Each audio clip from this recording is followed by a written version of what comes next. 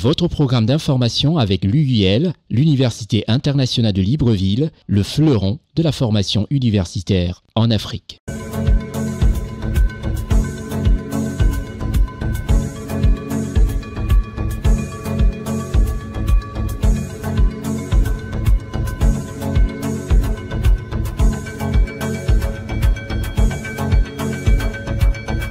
Merci de nous recevoir chez vous avec tout le respect que je dois aux téléspectateurs qui prennent 1 heure de leur temps pour regarder ce programme hebdomadaire d'information politique, économique et touristique. Dans ce programme, nous allons parler du Sénégal, nous allons parler de la Turquie, la RDC, du Bénin, de la Côte d'Ivoire, du Togo, du Cameroun, du Tchad, du Gabon, de la Sierra Leone, ainsi que du Burkina Faso. Je suis Constieka. Tout de suite, direction la RDC, le pays du président Félix Antoine Tshisekedi Tshilombo, un pays qui connaît quelques remous à l'approche des sénatoriales. Nous allons nous consacrer sur une figure emblématique, un intellectuel et aussi un grand artiste, une figure emblématique qui marque le pas en Afrique, je dirais même dans tout le milieu afro depuis 4 décennies. C'est le grand Koffi Olomide qui a décidé de franchir un pas et d'aller en politique.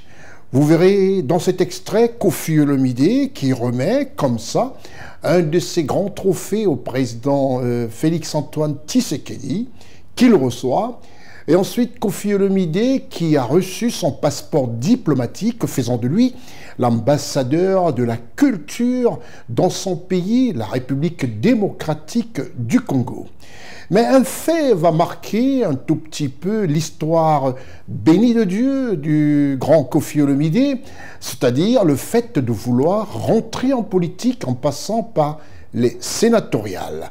Sur cette affiche qui présente Koffi Olomide pour les sénatoriales dans son pays, la RDC, et malheureusement, ce projet, cette envie de servir ses compatriotes congolais sera stoppé net.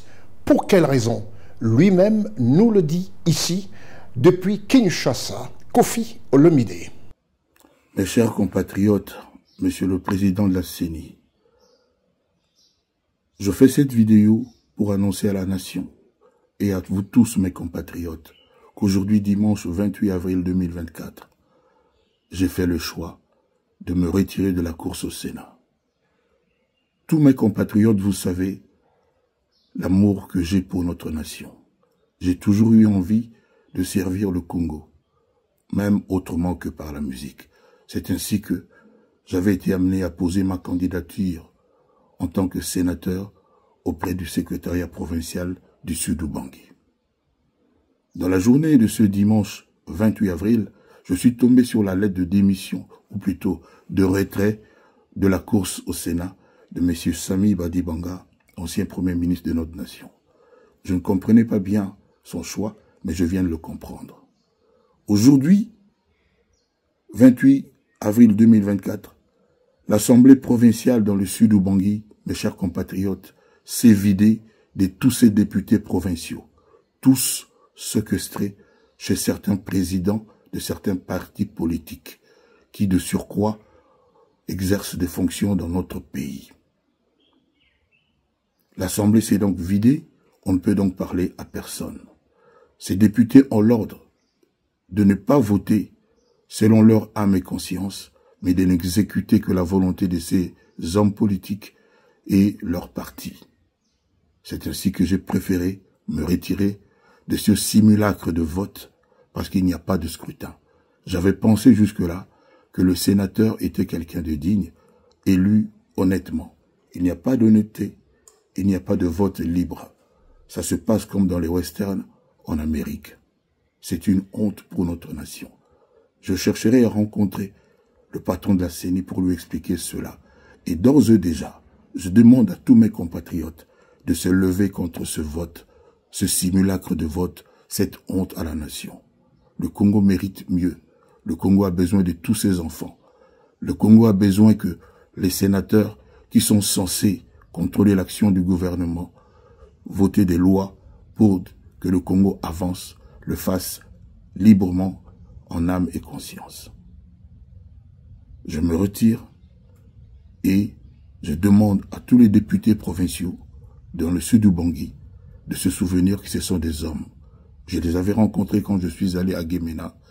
J'avais eu affaire à des hommes, mais je me rends compte que ce sont des personnes dont on dompte la conscience et à qui on donne des ordres dans un moment où le Congo a besoin de toutes les intelligences de ses fils et de tous les bras. Voilà qui ne fera pas plaisir à ses compatriotes d'Ikvu, dans cette province où je crois Koffi Olomide avait décidé d'être sénateur. La politique a ses différents attraits et je crois que Koffi Olomide l'a si bien compris. Lui qui a décidé de stopper tout de suite net en faisant le retrait de sa candidature pour ses sénatoriales. On se retrouve juste après la réclame. Communiqué de la présidence de la République. Le président de la République, Son Excellence M. Alassane Ouattara, a procédé ce vendredi 3 mai 2024 à la signature de plusieurs décrets de nomination au titre de la présidence de la République et du gouvernement. Au titre de la présidence de la République, M. Jeannot Kouadio Aoussou, ancien président du Sénat, est nommé ministre d'État, conseiller spécial à la présidence de la République. Monsieur Abdallah Albert Touakeuse Mabri, ancien ministre, est nommé ministre conseiller à la présidence de la République. Monsieur Mamadou Sanogo, ancien ministre, est nommé ministre conseiller à la présidence de la République.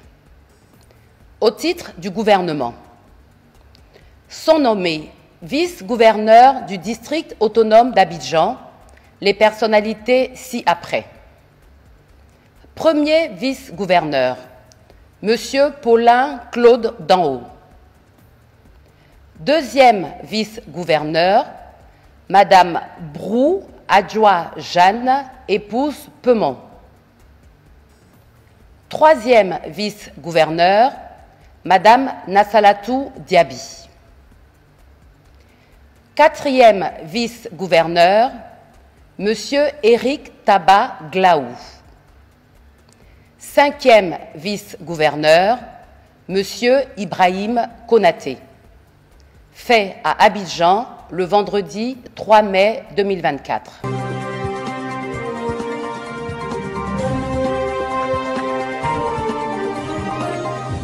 Nous allons tout de suite du côté du Bénin, le pays dirigé par le président Talon. Et dans ce pays, rien de plus normal, un personnage qui fait un tout petit peu la ronde des pays d'Afrique francophone y a été reçu. Dans l'optique de consolider la coopération entre le Bénin et l'Union européenne, qui est déjà solide et axée sur l'avenir, le président du Conseil européen, M. Charles Michel, a été reçu par son Excellence, M. Patrice Talon. Reportage Charlotte Abdoulaye, Gérard Richard Gozo, Tchatchoua Séverin et Bassolé Marcel. En visite officielle au Bénin, le président du Conseil européen, M. Charles Michel, a été reçu en audience le vendredi 26 avril 2024 au Palais de la Marina par le président de la République du Bénin, Son Excellence Patrice Talon. Au cours de l'entretien qu'il a eu avec le président de la République du Bénin, le président du Conseil européen, M. Charles Michel, a salué les performances du Bénin sur le plan des infrastructures, des réformes économiques, des investissements et du renforcement du capital humain. Ces avancées notables se traduisent en un regain d'attractivité pour le pays et renforcent la confiance des partenaires au développement. L'intégration sous-régionale et les questions de sécurité, notamment la lutte contre le terrorisme, ont également meublé les échanges entre les deux hautes personnalités. Sur ce dernier volet, l'Union européenne réaffirme son soutien au peuple béninois et promet d'intensifier son appui par le renforcement logistique de l'armée béninoise à travers la fourniture d'équipements de pointe pour faire face efficacement aux menaces de type extrémiste et djihadiste. Nous sommes actifs pour soutenir tous les efforts sur le terrain du développement et de la prospérité.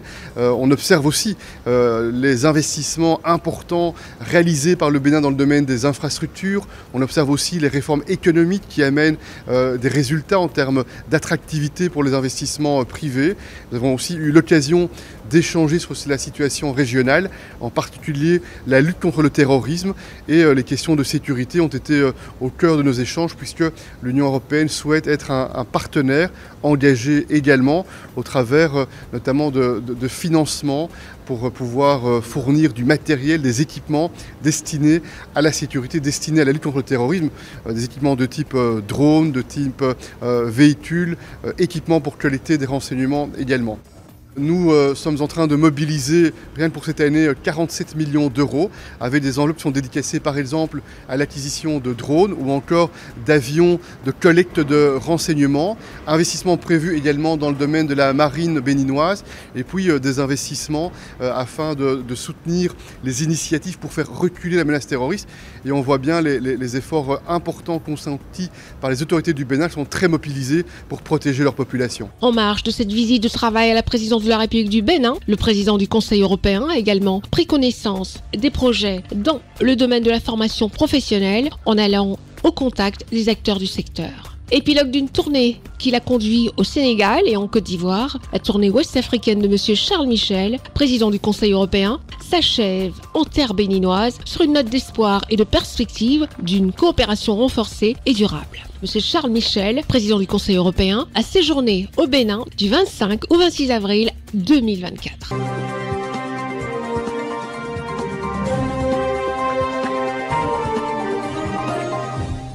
Après le Bénin, faisons un tour dans le pays des champions d'Afrique, les champions de la CAN 2023. Eh oui, c'est comme ça. C'est le pays du président Alassane Ouattara, la Côte d'Ivoire. À Abidjan, le 29 avril dernier, son Excellence Alassane Ouattara, président de la République de Côte d'Ivoire, chef de l'État, a accordé un entretien à Madame Kamikawa Yoko, ministre des Affaires étrangères du Japon.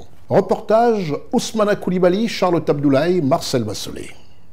Au cours des prochains mois, la deuxième phase de l'échangeur Shinzo Abe de l'amitié ivoiro-japonaise sera mise en service, démontrant ainsi la solidité de l'amitié entre la Côte d'Ivoire et le Japon. C'est d'ailleurs par la Côte d'Ivoire que la ministre japonaise des Affaires étrangères débute sa première tournée africaine en Afrique subsaharienne. Les échanges entre le chef d'État ivoirien, Son Excellence Alassane Ouattara, et son hôte ont porté sur la coopération bilatérale entre la Côte d'Ivoire et le Japon et les moyens à mettre en œuvre pour son renforcement. Madame Kamikawa Yoko est venue réitérer au chef de l'État ivoirien, Son Excellence Alassane Ouattara, la confiance que le Japon accorde à la Côte d'Ivoire, confiance qui devrait se traduire par un soutien accru du gouvernement japonais à plusieurs projets de coopération. Je suis honorée d'avoir eu l'opportunité de me rendre en Côte d'Ivoire, ma première visite en Afrique subsaharienne depuis que je m'occupe du poste de ministre des Affaires étrangères.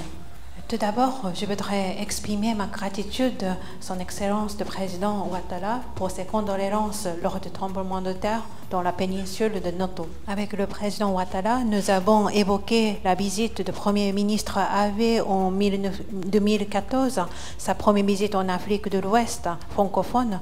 Nous avons convenu que la relation amicale entre les deux pays se sont approfondies dans divers domaines au cours des 10 dernières années. Le Japon considère votre pays qui maintient chaque année un taux de croissance économique élevé et bénéficie d'un environnement des affaires stable et favorable comme une porte d'entrée pour rayonner vers la région francophone de l'Afrique de l'Ouest et continuera à renforcer les relations économiques entre nos deux pays. Plus précisément, la Côte d'Ivoire et le Japon se sont mis d'accord pour co-organiser le Forum économique public-privé Japon-Afrique en décembre prochain. En outre, alors que l'instabilité dans la région du Sahel continue de se prolonger, le maintien de la stabilité politique et économique en Côte d'Ivoire est la clé de la paix et de la stabilité régionale, mais aussi pour l'Afrique tout entière. Pour cette raison, le Japon contribuera à la paix et à la stabilité dans la région en renforçant les capacités de contrôle des frontières et de réponse d'urgence dans la région du Nord, en améliorant les services publics et en soutenant les réfugiés. Au but de la réunion ministérielle de la TICAD en août de 2024 et la TICAD 9 en août de l'année prochaine, nous renforcerons davantage nos relations de coopération bilatérale et notre coopération pour résoudre défis africains et mondiaux. Pour sa part, le chef de l'État ivoirien, son Excellence Alassane Ouattara, a salué la longue relation d'amitié qui lie la Côte d'Ivoire et le Japon depuis 1966, avant de relever les nombreux investissements obtenus par la Côte d'Ivoire de la part du gouvernement japonais. Je voudrais dire que le Japon et la Côte d'Ivoire entretiennent des relations d'amitié depuis 1966, quelques années après notre indépendance. Et ces relations sont des relations de confiance. Et d'ailleurs, nous avons eu le privilège d'avoir eu la visite du Premier ministre Shinzo Abe il y a 10 ans en Côte d'Ivoire. Et moi-même, j'ai eu le grand honneur d'avoir été reçu avec la première dame par l'empereur du Japon en 1992. C'est dire combien les liens sont forts, les liens sont anciens et les liens sont des liens d'amitié et de confiance. En plus de cela, la Côte d'Ivoire a reçu de nombreux investissements du gouvernement japonais et bien sûr dans tous les secteurs, le secteur des infrastructures, de l'énergie et de l'agriculture, du social. Et nous avons participé à plusieurs TICAD, c'est-à-dire c'est le Tokyo International Conference pour le développement de l'Afrique, qui aura sa 9e session l'année prochaine. Et nous serons bien sûr présents. Et Madame la ministre des Affaires étrangères nous a informé également que la Côte d'Ivoire pourrait abriter, si nous en étions d'accord, ce à quoi nous avons donné notre accord, un forum économique Afrique-Japon du secteur privé en décembre prochain. C'est dire que la Côte d'Ivoire est véritablement une place attractive depuis donc, la performance que nous avons eue avec la CAN. Je voudrais dire que l'échangeur donc Shinzo Abe de l'amitié ivoiro-japonaise est à 70% terminé et nous pensons que l'inauguration pourra se faire dès l'année prochaine. Le forum spécialement conçu pour le secteur privé, prévu en décembre prochain, a pour objectif de favoriser les échanges économiques et commerciaux entre les deux pays.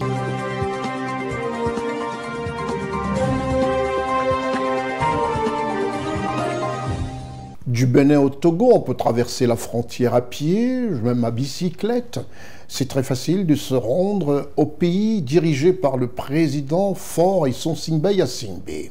Et dans ce pays, le Togo, rien de plus normal que de fêter la 64e édition de l'indépendance de ce petit pays d'Afrique, mais grande part de ses ambitions. Le président Faure Issonsingbe Yassingbe a présidé cette manifestation, qui est une manifestation de grande envergure pour tous les Togolais. C'est quand même la fête de l'indépendance. Reportage Gérard Richard Gozo, Tchatchoua Séverin, Raoul Sonkwe et Éric Bikek.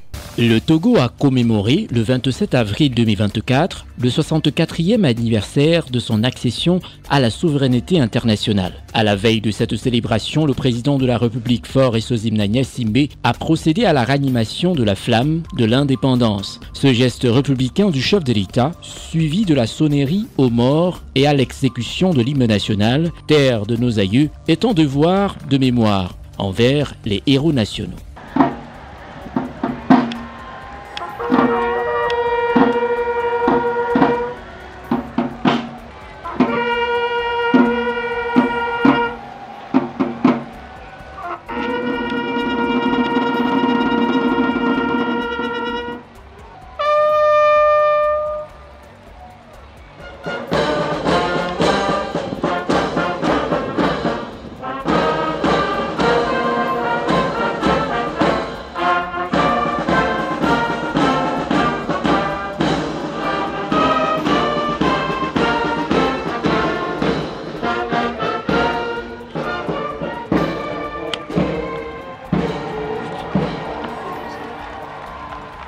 c'est aussi une invite à tous les citoyens à la vigilance et à la préservation des acquis afin que chacun à son niveau contribue à la construction de la nation, dans la paix et dans la concorde. La cérémonie s'est déroulée en présence des présidents des institutions de la République, des membres du gouvernement, des autorités militaires, politiques, administratives et traditionnelles, ainsi que les représentants du corps diplomatique et des organisations internationales. Après la ranimation de la flamme, le président de la République Faure Esozimna Gnassingbé s'est rendu au palais de Lomé où il a assisté à un spectacle numérique fait de son, de lumière et de vidéo mapping.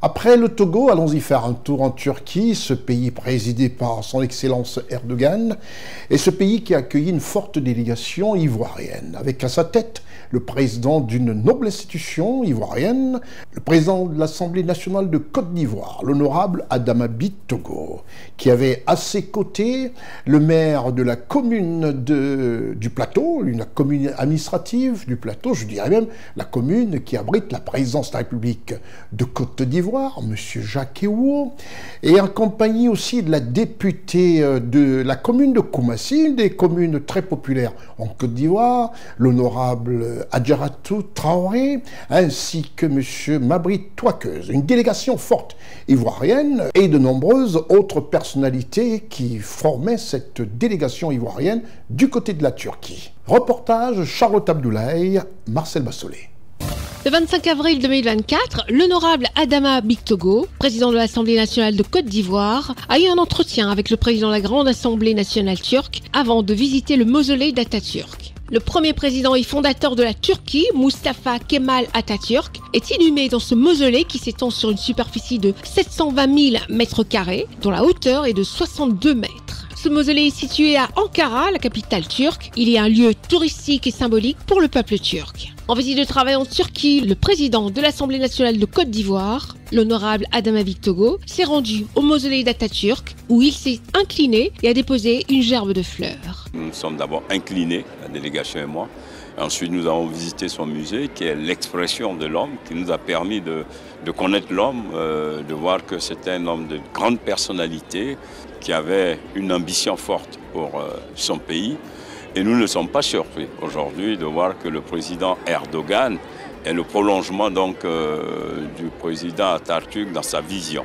Nous repartirons d'ici avec le sentiment que les grands hommes ne meurent pas, un peu comme Houphouët-Boigny il a été pour nous en Côte d'Ivoire. Le président Adama Bitogo a utilisé la diplomatie parlementaire lors de sa première journée de visite officielle d'amitié et de travail en Turquie pour renforcer les relations économiques, commerciales et culturelles entre la Côte d'Ivoire et la Turquie. Il a notamment eu des entretiens avec le ministre de Commerce turc, M. Ömer Bolat, ainsi que le ministre de l'Énergie et des Ressources naturelles. Un modèle de développement réussi et harmonieux. Un héritage de modernité et de démocratie incarné par Atatürk, leader visionnaire et père fondateur de la République turque, a écrit l'honorable Adama Bitogo, président de l'Assemblée nationale de Côte d'Ivoire, dans le livre d'or du mausolée.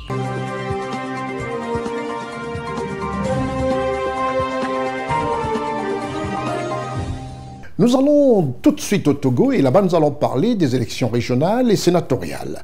Le président de la République togolaise, son Excellence Faure Esozimna Gnassingbé, a décidé lui de ne pas voter à Lomé mais d'aller voter dans une ville à l'intérieur, c'est-à-dire Pia. Reportage Charlotte Abdoulaye, Marcel Bassolé. Les Togolais régulièrement inscrits sur la liste électorale sont aux urnes ce lundi 29 avril 2024 afin d'élire leurs nouveaux députés et conseillers régionaux. Le président de la République du Togo, son Excellence Faure Esozimna Gnassingbé, a rempli son devoir citoyen en votant au bureau de vote numéro 1 du lycée Maman Danida de Pia, commune de Koza 2, pour les élections législatives et régionales. Dans l'ensemble, le scrutin se déroule dans le calme et la tranquillité. Pour cette double élection, la Cour constitutionnelle a validé 2348 candidatures, ce qui représente un total de 353 listes pour toutes les circonscriptions électorales. La diversité des candidatures reflète l'énergie de la jeune démocratie togolaise et la volonté de toutes les Togolaises et de tous les Togolais à participer au renforcement de la gouvernance inclusive du Togo dans un environnement de paix et de cohésion. À l'issue de ce double scrutin, 113 députés seront élus pour la nouvelle législature et 179 conseillers régionaux pour les 5 régions administratives du Togo.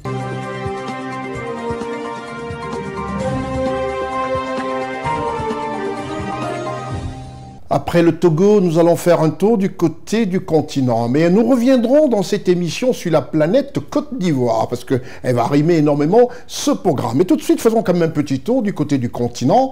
On va retrouver tous nos collaborateurs, à savoir Raoul Sankoué, Richard Gozo, Tchatchoua Séverin, Éric Bikek. Nous allons parler de quelque chose qui est attendu dans ce pays depuis longtemps, à savoir l'autoroute qui va relier la capitale économique Douala et la capitale politique Yaoundé. Nous avons la certitude que le coup de fouet, le coup d'orgueil s'est quand même déroulé depuis la dernière CAN 2023 à Abidjan, où nous savons que tout le public camerounais a vu des autoroutes dans ce pays et que l'ego camerounais a quand même été touché. Donc la première phase de cette autoroute qui fera plaisir à tous les Camerounais, où on verra moins d'accidents de circulation, cette première phase s'est achevée. Reportage Raoul Sankoué, Richard Gozo, Tchatchoua Séverin, Éric Bikek et Marcel Bassolé.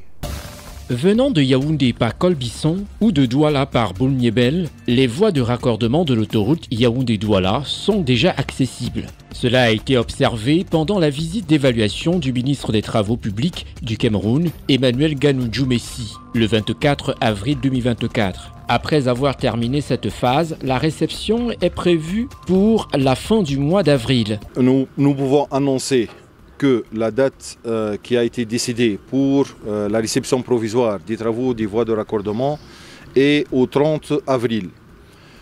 Cette date-là, néanmoins, cette date-là ne peut pas donner autorisation à l'accès à l'autoroute, vu que l'autoroute elle est en phase de préparation qui rentre dans le cadre des travaux des installations d'exploitation. En attendant la mise en service de ces voies, dont 25 km de linéaire reliant Douala à Yaoundé par Boumniébel, on peut d'ores et déjà profiter de l'infrastructure moderne et fluide qui serpente la forêt. Des travaux subsidiaires sont en cours d'exécution. Ils portent sur la construction des bâtiments de garde de péage au PK0 et 59, ainsi que l'acquisition de matériel d'exploitation complémentaire. Cependant, c'est la cabine qui attend d'être incrustée dans la macrostructure qui se dresse fièrement ici. La question du coût du péage a en outre été évoquée. Des concertations sont programmées afin de déterminer le juste prix qui devrait permettre aux usagers de circuler sur cette infrastructure. Les investisseurs camerounais ont clairement exprimé leur intérêt à exploiter les infrastructures connexes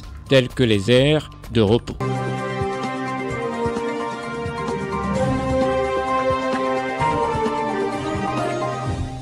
Ça fait plaisir de voir comme ça cette autoroute dont la première phase, soi-disant, est achevée. Nous quittons le continent 237 pour la planète Côte d'Ivoire, le 225. En Côte d'Ivoire, le président Alassane Ouattara a reçu en sa résidence du quartier Cocody au Golfe le général américain et commandant militaire Africom.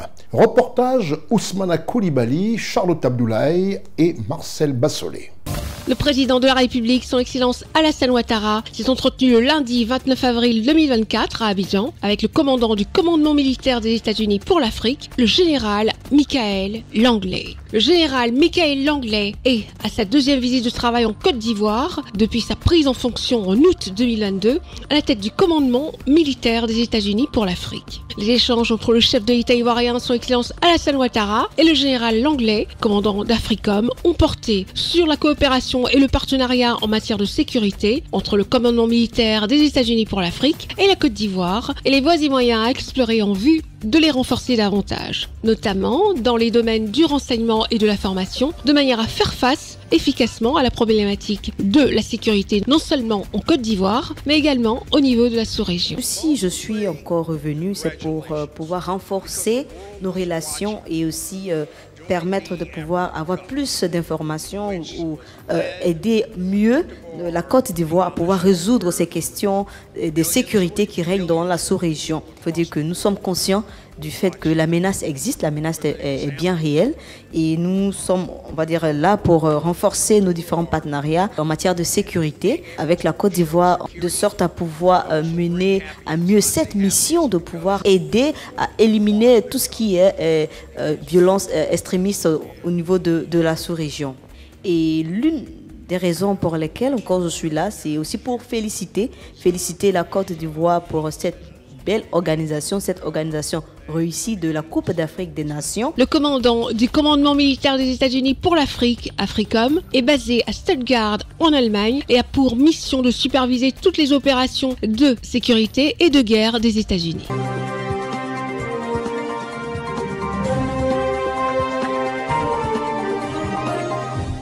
Nous quittons la Côte d'Ivoire pour le Tchad. Le Tchad, où le président de transition, son Excellence Mahamat Idriss Déby Itno, est en campagne présidentielle à sa propre succession. Il est candidat. Un candidat qui va faire face au très populaire Masra Success, qui lui aussi est en campagne. Tous. Une campagne présidentielle qui connaît quelques heures. On espère que tout cela se passe dans l'ordre des choses. Reportage Marcel Bassolé, Constant Ricard. À sa première prise de parole, le candidat Mahamat Idriss Déby Itno a déclaré lors d'un meeting qu'il n'était pas venu les mains vides, mais avec un projet de société pour les 5 ans à venir. Il faut noter que le niveau de sécurité élevé qui entourait le stade dans lequel le meeting se tenait traduisait une ambiance de méfiance au regard des pick-up et des hommes en tenue armés de lance-roquettes. Le candidat a affirmé sa détermination. Oui, je suis un candidat. Pas un simple candidat, mais un candidat solide. Est-ce que je ne suis pas un candidat solide? Est-ce que je ne suis pas un candidat populaire? 22 partis politiques de l'Europe occidentale me soutiennent. Rien à dire, je n'ai pas peur. Il n'y a pas match.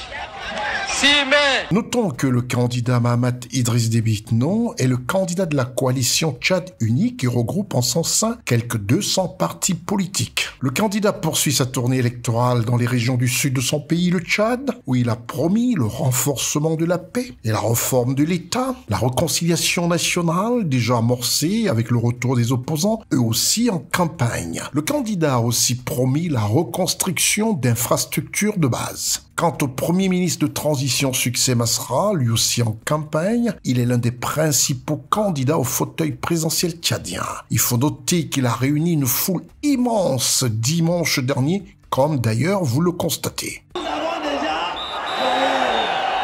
pour votre courage.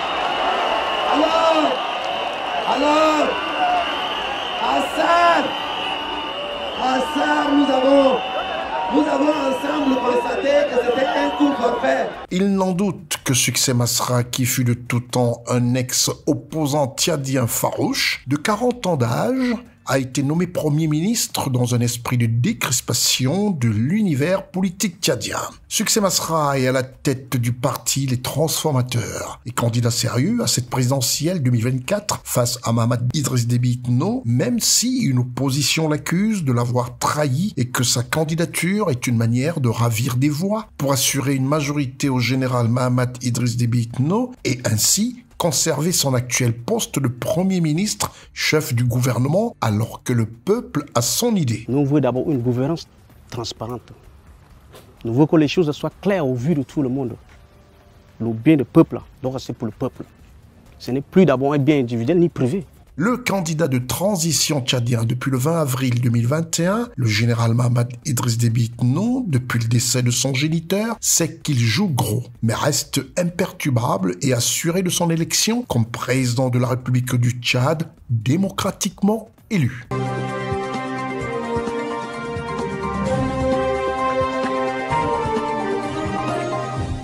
Après le Tchad, retour en Côte d'Ivoire où le président n'est pas de tout repos. Il a reçu dans sa résidence du Golfe à Cocody M. Martino de Cisio, président directeur général de Montage Gold. Reportage depuis la résidence du président de la République de Côte d'Ivoire à Cocody, dans le quartier du Golfe à Cocody. Ousmane Coulibaly, très percutant avec sa caméra, assisté de Lévite Vauman, Eddy. C'est le petit nom qu'il a aussi, Marcel Bassolé et Constant Ricard.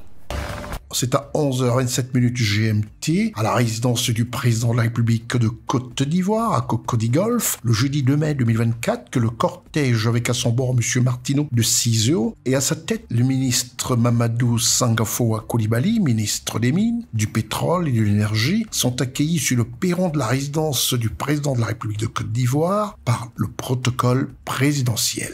Une fois va pris place dans la salle réservée pour la circonstance, l'arrivée du ministre directeur du cabinet présidentiel, M. Fidel Sarasoro, de Mme Masseri Touré Koné, secrétaire générale de la présidence de la République, qui prennent place aux côtés du ministre Mamadou Sangafoa des Mines, du Pétrole et de l'Énergie. Ces arrivées précèdent celles du chef de l'État de Côte d'Ivoire, président de la République, qui, à 11h41, fait son entrée dans la salle en souhaitant un Kwaba à la délégation ainsi qu'à ses collaborateurs qui, pour la circonstance, on le comprend, l'entretien a lieu au domicile présidentiel. Après un instant de décrispation de l'atmosphère par le chef de l'État, le ministre des Mines, du Pétrole et de l'Énergie a fait le déroulé de l'entretien souhaité par toute sa délégation. C'est alors que cet entretien s'est tenu pendant une bonne demi-heure. Et après celle-ci, la délégation conduite par le directeur général Martineau de Ciseaux, aux côtés du président de la République de Côte d'Ivoire, Alassane Ouattara, se sont exprimés face à la presse nationale et internationale qui, elle, était très impatiente d'en savoir un peu plus sur cette rencontre, si la télévision était là. Nous avons une bonne nouvelle à vous annoncer. Une grande nouvelle concernant le domaine de l'exploitation minière, notamment aurifère. Monsieur le président Martineau de Ciseaux est arrivé du Canada pour nous donner cette bonne nouvelle. Mais je lui en laisse la primeur, Monsieur le Président. Merci, Excellence, Monsieur le Président de la République. Aujourd'hui, c'est avec grande fierté que nous annonçons la découverte du projet Koné.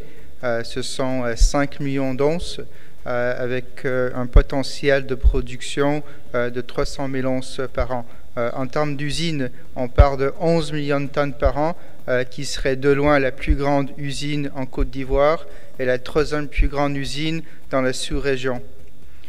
Ça nécessitera des investissements de 400 milliards de francs de CFA. Avec le groupe Montage, notre ambition est d'en faire un grand groupe africain, commençant par la Côte d'Ivoire. Vu que personnellement, ça fait 15 ans que je travaille ici dans le pays, c'est avec une grande fierté d'avancer ce projet avec l'appui de la famille Lundin en tant qu'actionnaire principal. Notre objectif, c'est d'avancer ce projet d'une façon gagnante-gagnante avec nos partenaires locaux et avec l'État. Donc avec ceci, j'aimerais remercier l'État, la Chambre des mines, le ministère des Mines et Géologie et tous les participants locaux qui nous aident à avancer ce projet. Le président Alassane Ouattara, chef de l'État de Côte d'Ivoire, a traduit sa joie, qui est aussi celle de ses compatriotes ivoiriens, à l'annonce de cette découverte du projet Koné. Le projet s'appelle Koné. Exactement. Mais je croyais que ça allait s'appeler Ouattara. C'est alors que le président de la République de Côte d'Ivoire, son Excellence Alassane Ouattara, très détendu, a pris congé des délégations et de la presse nationale et internationale.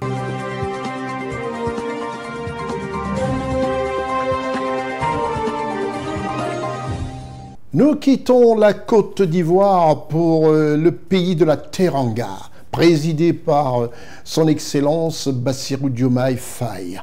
Nous allons au Sénégal. Le président sénégalais, chef de l'État, son Excellence Bassirou Diomaye Faye, est sur le terrain dans le cadre des attributions des parcelles à Mbour 4, nouvelle ville de Thiès. Rien ne sera plus comme dans le passé. Le président tient à faire un point d'honneur en respectant tout ce qu'il a promis au peuple sénégalais. Reportage.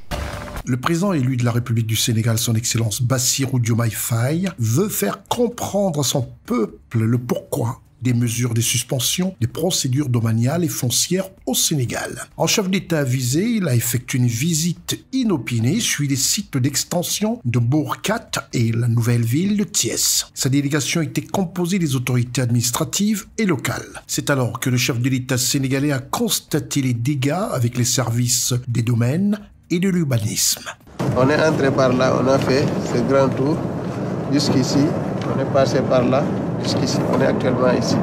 Tout ce que vous voyez c'est Bourkat, tout le reste c'est la nouvelle ville.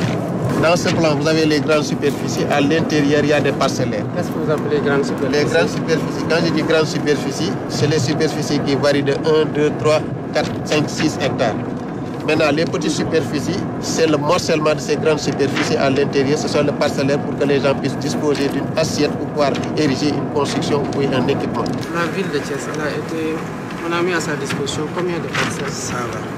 120 parcelles pour toute la ville. Ça fait environ combien d'hectares, monsieur? Un hectare, c'est environ 45-30 parcelles. Parce que ça, on a des parcelles de 200 mètres carrés, on n'a pas des parcelles de 150 mètres carrés. 120 parcelles de 200 mètres carrés, c'est combien d'hectares? 3 hectares. 3 hectares. Ce que je voudrais établir, c'est qu'il est arrivé dans ces lotissements-là que, à la ville de Thiès, pour tous les citoyens de la ville, j'allais dire presque, en prenant pas en compte pour le moment les communes, qu'on donne 3 hectares. Et qu'à un seul individu, on donne 13 hectares par exemple, c'est arrivé. Et c'est ce que je vois là, partout, avec des 30 hectares par-ci, des 9 hectares par-là, des 37 hectares là, des 5 hectares. Parfois à des citoyens aussi, 20 hectares. Pour la même personne, 16 hectares, 18 hectares, 40 parcelles pour une seule personne. On ne peut pas laisser passer ça. Nombreuses irrégularités constatées par le chef de l'État, son Excellence Bassirou Diomaye Faye, aux yeux de toute la délégation qui l'accompagne et des responsables des domaines, ce qui, de facto, entraîne des mesures correctives. J'avais une idée de ce qui se passait ici. Déjà en prison, j'ai eu des informations faisant état de personnes qui étaient membres de l'ancien régime et d'autres à qui on a attribué des dizaines d'hectares.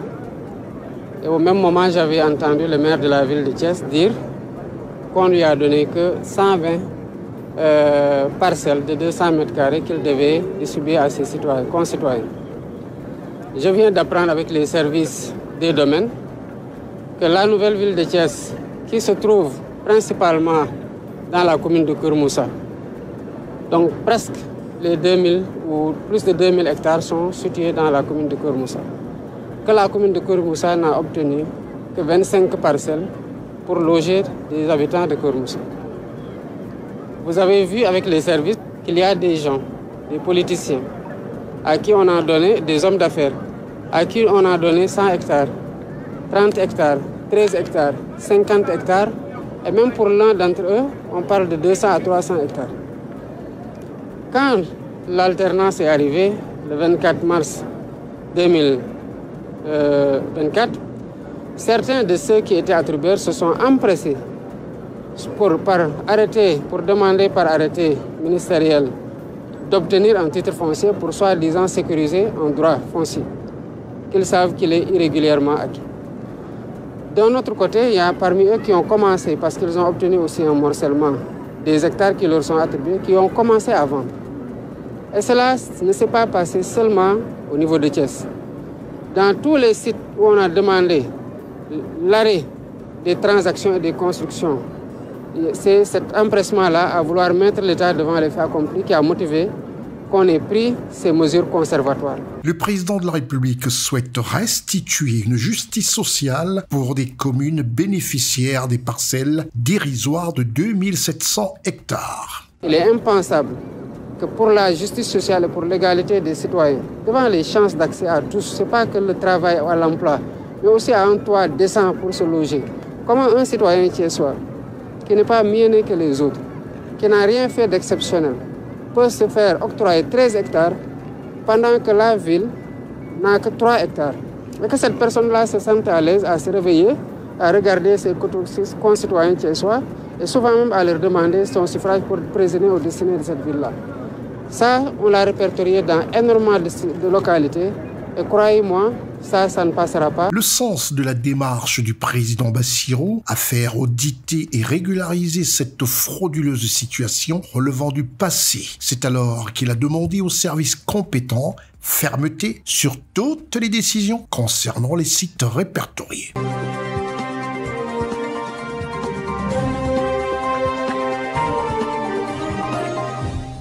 Après le Sénégal, et merci comme ça au président Bassirou Diomaye Faye de veiller à ce que tous les Sénégalais se sentent heureux, qu'il n'y ait pas certains qui s'octroient des parcelles de plusieurs centaines d'hectares ou encore des dizaines d'hectares, alors qu'il y en a que certains qui en ont à peu près, à peine 50 mètres carrés de parcelles pour construire. Nous quittons le Sénégal pour la Sierra Leone, un pays d'expression anglaise dirigé par son Excellence Julius Maada Bio. Ce pays d'expression anglaise, dirigé par Julius Maada Bio, président de la République de Sierra Leone, chef de l'État et du gouvernement et commandant en chef des forces armées. Je tiens à le préciser, l'imprécision et détail. Nous allons écouter une interview accordée à des collègues par Madame Fatima Maada Bio, épouse du président sierra-léonais, qui fait un état des lieux désastreux sur la République de Sierra Leone, non en sa qualité de première dame de la République de Sierra Leone, mais en qualité de citoyenne lambda. Elle se réclame une citoyenne sierra-léonaise qui donne son point de vue sur la situation désastreuse de la Sierra Leone que vivent les populations sierra-léonaises. On se la regarde. When you look at what Sierra Leone have to offer when it comes to our mineral resources. The kind of mineral resources we have in our country is enough to take care of everybody in that country. We should not have a single poor person in Sierra Leone. But unfortunately, we are not given the free will to make decisions on our own mineral resources.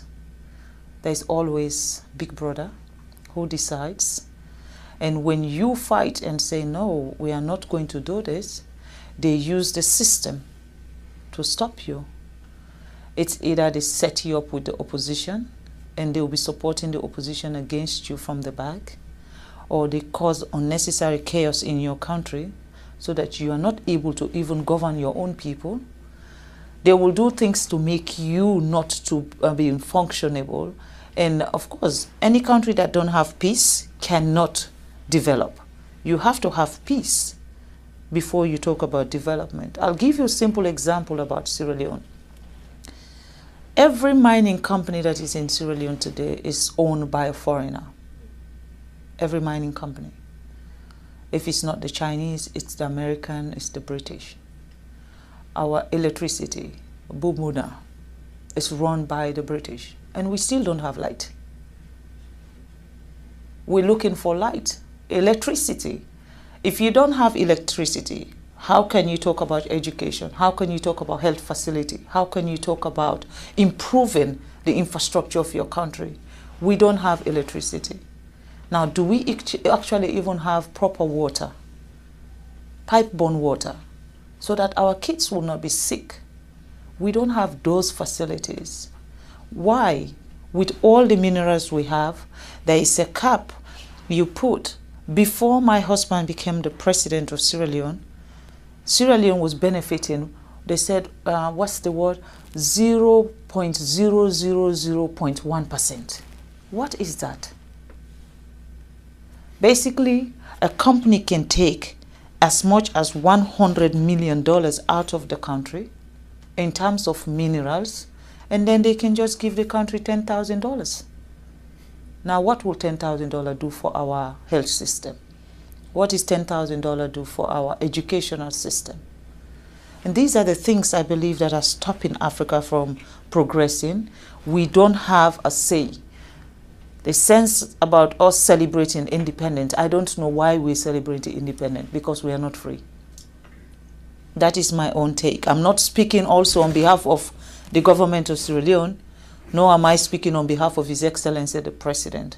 I am speaking as Fatima, as a citizen of a country who believes that things need to change. dans l'espoir que le gouvernement de la République de Sierra Leone revoie tous ces avantages accordés aux grandes puissances étrangères. On se retrouve juste après la réclame. Après cette déclaration et cette mise au point de la première dame de la République de Sierra Leone, Madame Fatima Madame Bio, nous allons faire un tour du côté du pays des hommes intègres, la République du Burkina Faso, présidée par le capitaine Ibrahim Traoré, chef de l'État, président de transition de la République du Burkina Faso. Le Burkina Faso, comme vous le savez, est dirigé par le capitaine Ibrahim Traoré, qui poursuit sa logique de la construction d'un Burkina nouveau. Une traque contre les fraudeurs vient de porter ses fruits. Cela concerne un réseau de fausses déclarations douanières et d'immatriculation des véhicules. Le préjudice se chiffre aux milliards de francs CFA. Reportage Lévi Vonant, Marcel Bassolé, Costa Rica. Au Burkina Faso, une pratique vieille de 10 ans de supercherie douanière et d'immatriculation de véhicules importés vient d'être stoppée. Les fraudeurs sont tombés dans les filets de la Coordination nationale de lutte contre la fraude, en sigle CNLF. Un préjudice financier estimé à 1 milliard de francs CFA, comme nous l'atteste ici Dr Yves Kafando de la Coordination nationale de lutte contre la fraude au Burkina Faso. Après leur importation auprès des services douaniers, il se trouve des usagers qui, sur la base de manipulations infographiques, parviennent à modifier les déclarations de sel, engrais, l'huile alimentaire, herbicides, marchandises diverses, etc. Cette manipulation vise à faire correspondre les caractéristiques des véhicules en leur possession sur les déclarations afin de faire croire qu'il s'agit d'une opération régulière de dédouanement. À ce nouveau document falsifié, ils arrivent à s'octroyer une immatriculation qui est certes légale puisque délivrée par le ministère des Transports, mais malheureusement, ces véhicules n'ont pas fait l'objet de dédouanement, c'est-à-dire les recettes n'ont pas été payées dans les caisses de l'État. La Coordination nationale de lutte contre la fraude au Burkina Faso continue et les investigations vont bon train avec d'autres structures impliquées dans cette lutte contre la fraude. Dr Yves Kafando exhorte les populations à beaucoup plus de vigilance dans l'acquisition des véhicules au Burkina Faso. Ici, nous sommes face à une fraude qui concerne des biens non consommables. C'est-à-dire ce sont des biens qui ne disparaissent pas avec l'utilisation. Dès la première utilisation, le bien ne disparaît pas. Donc si vous avez fraudé avec un véhicule il y a 2 ou 3 ans, rassurez-vous que la fraude vous colle toujours. Donc à tout moment, on peut la retrouver. Tous ceux qui sont dans cette situation irrégulière ne peuvent pas échapper. Et il y a un certain nombre de véhicules que nous avons interpellés. Il y a une partie aussi qui est stationnée à Bobo. Parce que l'opération que nous sommes en train de mener, c'est sur l'ensemble du territoire. La Coordination nationale de lutte contre la fraude au Burkina Faso et l'ensemble de ses collaborateurs s'inscrivent dans la dynamique impulsée par le président de la transition, chef de l'État burkinabé, Ibrahim Traoré, pour la construction d'un Burkina nouveau.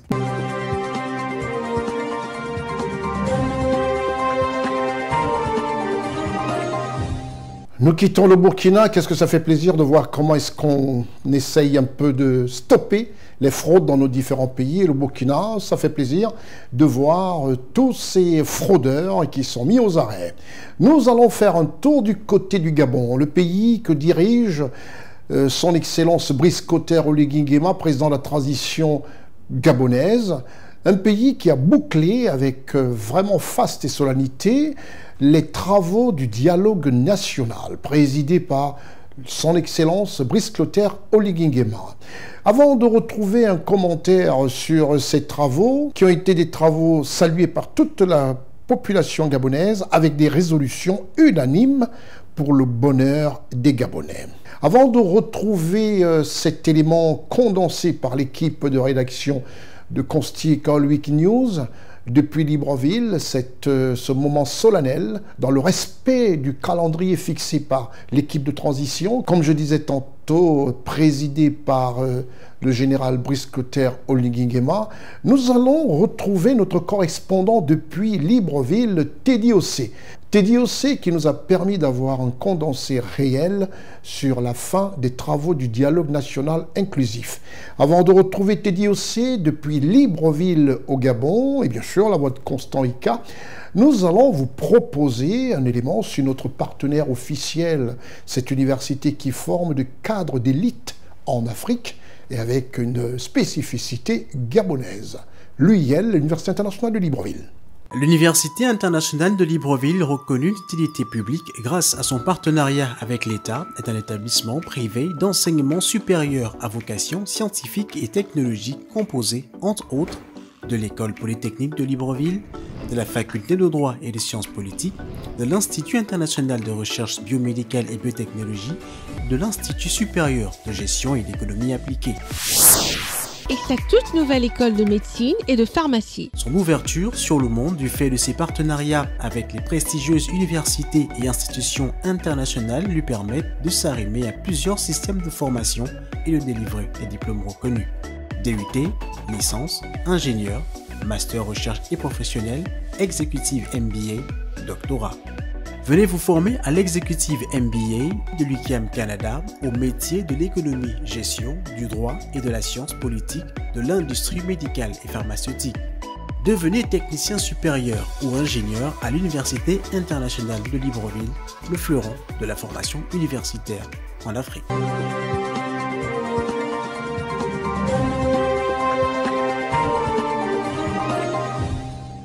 On peut affirmer que la cérémonie a tenu toutes ses promesses. La solennité, l'enthousiasme et le sentiment du devoir accompli ont été la trame de toutes les adresses faites au cours de la remise officielle des résultats des travaux du dialogue national inclusif au chef de l'État, le général Brice Clotaire Oligui-Nguema. Pour la circonstance, il avait tout comme lors de l'ouverture des dites assises pour inviter le président Faustin Archange Touadéra de la République centrafricaine.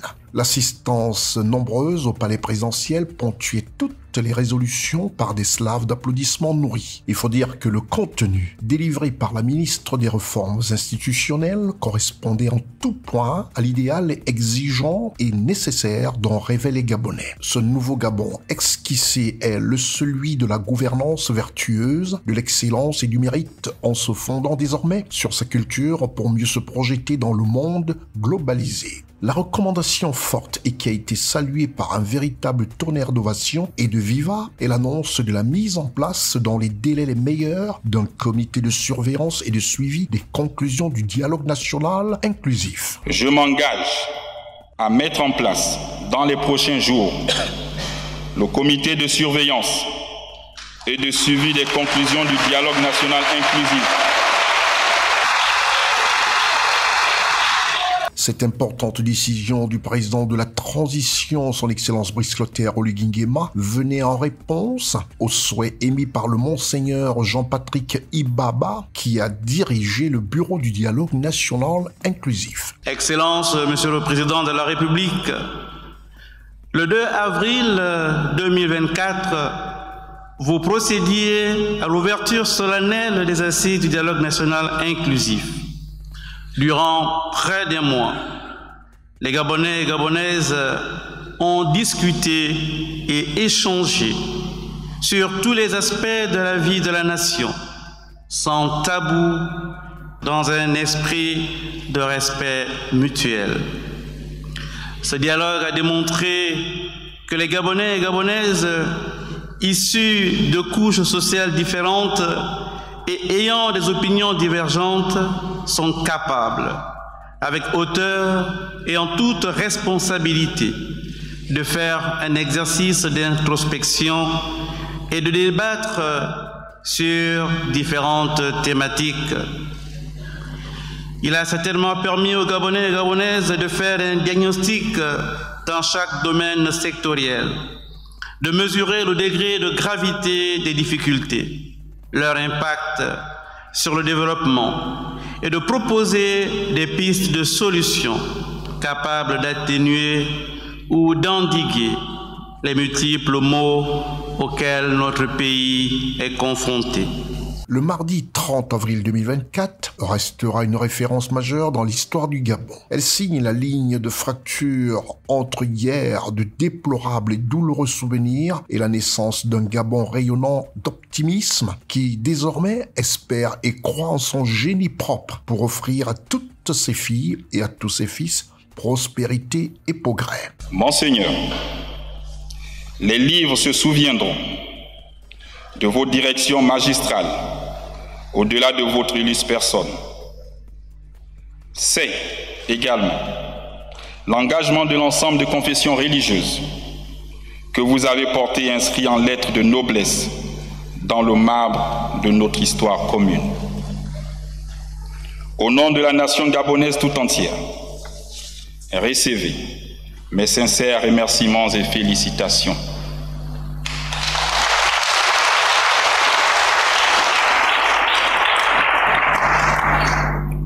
À vous, j'associe l'ensemble du comité d'organisation, les délégués au dialogue, la presse, les bénévoles, sans oublier les nombreux Gabonais qui ont contribué et suivi avec un réel engouement l'ensemble des débats, œuvrant ainsi au plein succès de cette rencontre nationale.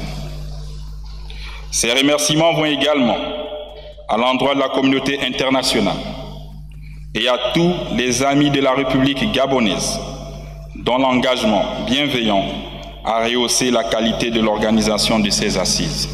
Gabonaises, Gabonais, mes chers compatriotes, mesdames et messieurs, je suis persuadé que dans les pages de ce rapport se trouvent les grandes lignes du Gabon nouveau, que nous appelons de tous nos voeux. Le dialogue est un essai réussi. Nous avons fait un pas, je dirais un pas de géant, vers la restauration de notre édifice commun. Toutes ces diligences et ces aspirations profondes confortent le grand rêve que je porte pour notre cher pays, celui de bâtir ensemble un tout autre Gabon.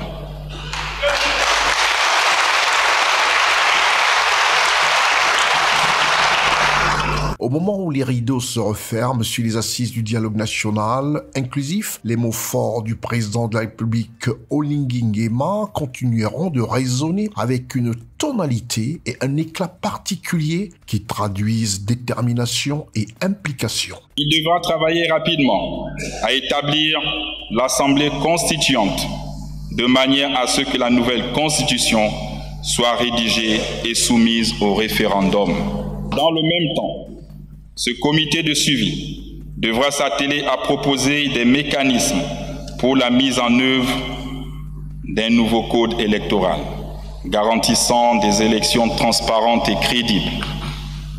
Il est important de souligner que par ces différents mécanismes, le CTRI a pour mission, pendant cette période de la transition, de restaurer les institutions et de faire du Gabon un pays digne d'envie.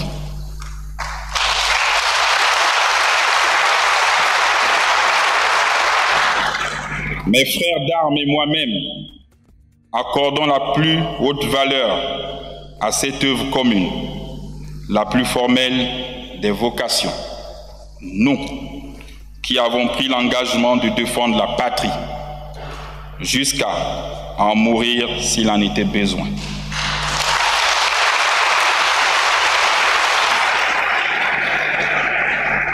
Cet engagement avait la valeur d'un pacte qui scelle ce que demain sera, et ce n'est pas peu de l'affirmer. Et comme pour marbrer davantage ce credo, le président de la République, son Excellence Brice Clotaire Oligui Nguema, poursuivra en précisant. Mes chers compatriotes, avant de clore mon propos, tout en félicitant les éminentes personnalités décorées, je souhaiterais paraphraser le passage de notre hymne national qui dit: Gabonaises, Gabonais, oublions nos querelles.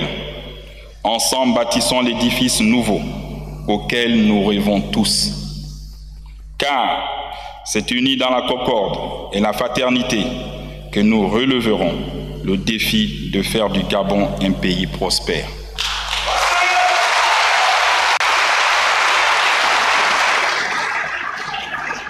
Ainsi donc, je déclare clos les travaux du dialogue national inclusif. C'est enfin notre essor vers la félicité. Honneur et fidélité à la patrie. Que Dieu bénisse le Gabon. Je vous remercie.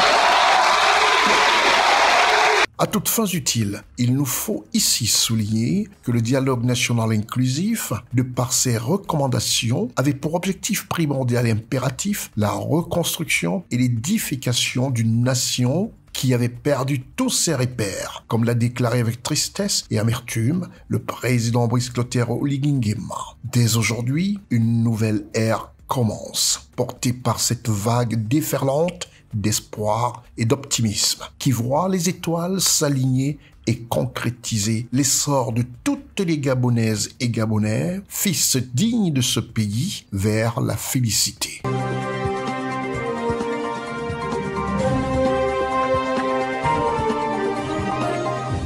Retour en Côte d'Ivoire pour boucler cette émission, la Côte d'Ivoire où nous avons décidé de faire un flashback. Et ça a été le souhait du directeur général du CNN, M. Jean-Marie Mbega, qui a décidé comme ça de rafraîchir un peu la mémoire de certains. Pourquoi ne dit-on pas que la mémoire de l'être humain est prompte à l'oubli? Nous allons voir ce que le président Alassane Ouattara a fait en 8 ans de pouvoir. On revient avant de vous proposer ce qu'il a fait depuis 2020 à 2024. On va rentrer un tout petit peu en arrière, entre 2011 et 2019, pour vous présenter les réalisations exponentielles du président Alassane Ouattara en 8 ans de pouvoir, qui ont fait de lui un des présidents aux prouesses présidentielles jamais vécues en Afrique dans aucun pays. N'en déplaise en certains détracteurs, vous verrez comment il a pratiquement en 8 ans doublé tout ce qu'il a trouvé dans un pays, son pays, ce pays qui lui est cher. En bon patriote, le président Ouattara, voilà ce qu'il a fait en 8 ans de pouvoir entre 2011 et 2019. Juste un condensé. Au sujet de la paix et de la réconciliation, la CDVR, Commission Dialogue, Vérité et Réconciliation, a été mise en place afin d'œuvrer à la réconciliation et au rétablissement d'une paix durable entre toutes communautés vivant en Côte d'Ivoire. Notons déjà qu'en 2018, 800 prisonniers civils impliqués dans la crise post-électorale ont été amnistiés. À ce jour, sur 300 000 Ivoiriens réfugiés identifiés, 270 000 le retour effectif, soit près de 90%, et des efforts se poursuivent pour les 22 000 Ivoiriens restants, soit 10%. Toujours au crédit du président Alassane Ouattara, le renforcement des institutions par l'adoption d'une nouvelle constitution votée à 93% en 2016. 2012 sera marqué par la mise en place d'un cadre d'échange entre le gouvernement, la société civile et les partis politiques. Le 2 octobre 2015 est marqué par l'installation officielle du directoire de la Chambre nationale des rois et chefs traditionnels de Côte d'Ivoire. Le 10 avril 2018, l'installation officielle du Sénat. Sur l'économie ivoirienne, elle se situait avant 2010 à plus de 2% et a connu une chute brutale de moins 4,2%.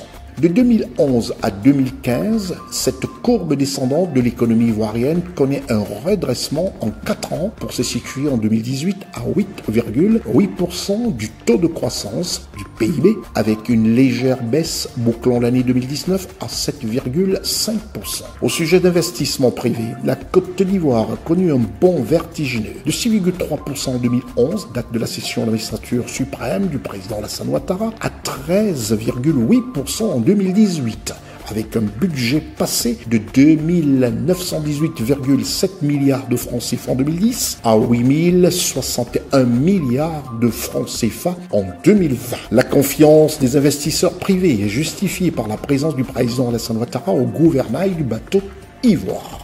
Le taux d'investissement public est passé de 2,6% en 2011 à 7% en 2018.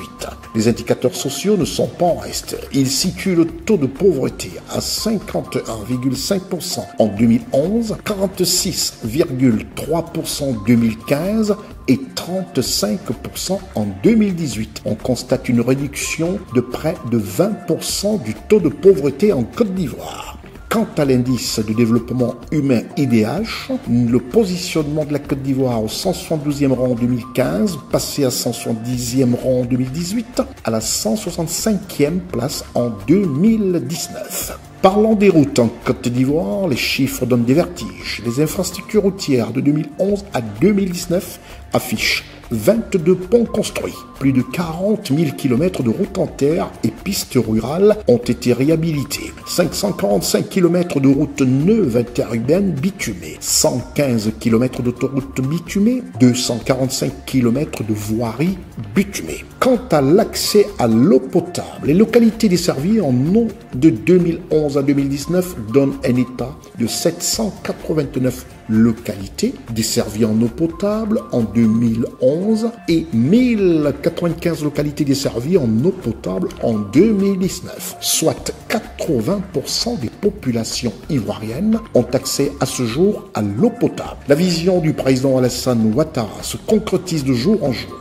pour le grand bonheur des Ivoiriens. L'accès à l'électricité, on est passé de 34% seulement du taux de couverture en électricité en 2011 à 66% en novembre 2019, soit le double en seulement 8 ans de pouvoir, avec un tarif social dont bénéficient plus d'1 million de foyers à ce jour en Côte d'Ivoire. La capacité de production en électricité est passée de 1391 MW en 2011 à 2229 MW en novembre 2019, dont un peu plus à ce jour du double en 8 ans de pouvoir du président Alassane Ouattara. Il serait notable de rappeler aux populations de Côte d'Ivoire que le programme national d'électrification rurale, en abréviation le PRONER, affichait 1531 localités électrifiées de 1994 à 2011. Et à fin novembre 2019, ce sont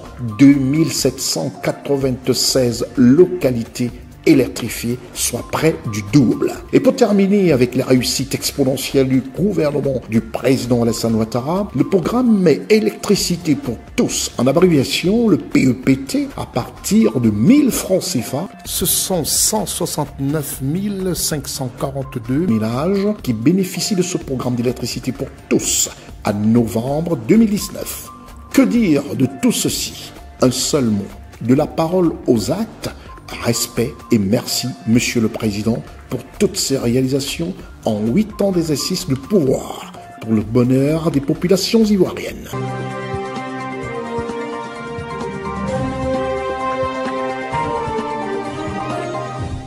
Tout en remerciant comme ça M. Jean-Marie Mbega d'avoir souhaité qu'on rediffuse comme ça cet extrait qui montre ce condensé, déjà de par le passé, entre 2011 et 2019, des prouesses de son Excellence, le Président de la République de Côte d'Ivoire. C'est le lieu pour moi ici de remercier toutes les équipes de CNN, à savoir du côté du Cameroun, Eric Bikek, Raoul Sankoué, Charlotte Abdoulaye, Tchatchoua Séverin, Gérard Richard Gozo, Jean-Marie Mbega et Timbo Christophe. Du côté de Paris, Sylvie de Boisfleury, à Libreville au Gabon, Teddy Ossé, en Côte d'Ivoire, Lévite Vonan, Elie, Ousmana Koulibaly, Marcel Bassolé, Constant Ika. Quant à moi, je vous donne rendez-vous au prochain numéro. C'était votre programme d'information avec l'UIL, l'Université internationale de Libreville, le fleuron de la formation universitaire en Afrique. Retenez que ce programme est en diffusion simultanée sur CNN TV et Radio Voltage 2 que vous retrouvez en téléchargeant l'application sur Google Play et Play Store. Vous pouvez suivre tous nos programmes sur www.cnntv.ci et en replay sur www.ciwebinfo.net. Je suis Constieka. Au revoir.